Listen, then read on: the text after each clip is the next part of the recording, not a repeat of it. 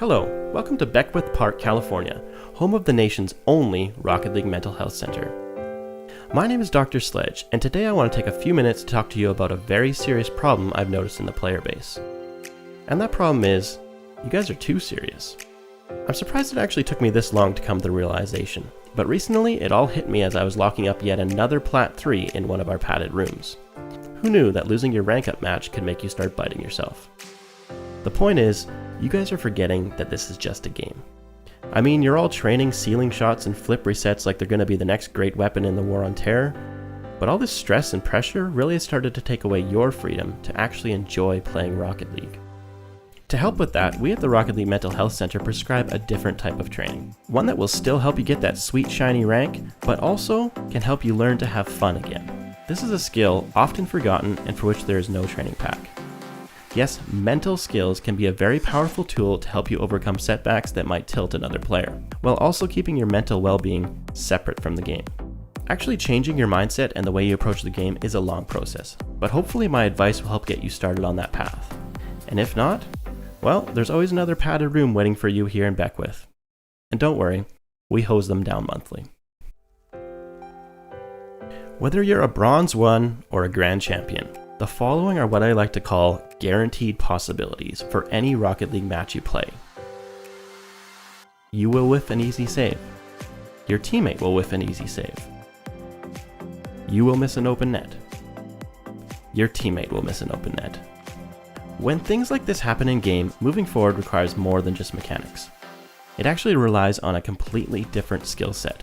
And just as we would train to hopefully reduce our chance of whiffing the ball, our well-rounded Rocket League player should strive to train his mental abilities to handle the inevitable situations I've described, because they are going to happen. One of the first steps to do that is to learn how to accept mistakes. Players seem to have a lot of misconceptions about what Rocket League play should look like at specific levels, and the biggest one is expecting perfection. To err is human, the saying goes, and that applies even to the highest levels of any activity. You could probably take any professional sport and easily make a lowlight reel of players missing easy shots and saves. Yes, people playing at the highest level on multi-million-dollar contracts making mistakes. Switching back to Rocket League, it should be easy to see why a mental adjustment may be needed when it comes to errors in game. No matter what the rank, mistakes are going to happen. You are most likely not higher than your current rank because of certain inconsistencies or weaknesses. It would be hypocritical to expect your teammates not to have similar issues. A mentally skilled person is realistic and able to move on quickly from errors made by their teammates. And to do that, they need to curb and avoid some of the typical and often automatic responses these mistakes can cause. How did you miss that? That's probably the worst question to ask in Rocket League, for two reasons. First of all, there's never an answer that's going to satisfy the asker or fix and undo the play. The reason should be obvious. They made a mistake. To truly accept imperfection, we need to find a way to move on quickly, especially in a short and fast game like Rocket League. That's reason number 2 to not get caught up in this question. Rocket League games are 5 minutes long. There's no timeouts to cry about things, and if you try and take one, it's going to cost you the game. Putting down your controller to type in chat is a bigger mistake than anything your teammate could do on the field. Now, if you could find the ability to laugh at mistakes, both your own and others, it's going to be a huge step in strengthening the mental side of your game. As someone who regularly clears the net to give quote-unquote easy goals to my team, I've been let down by my teammates more times than I can count.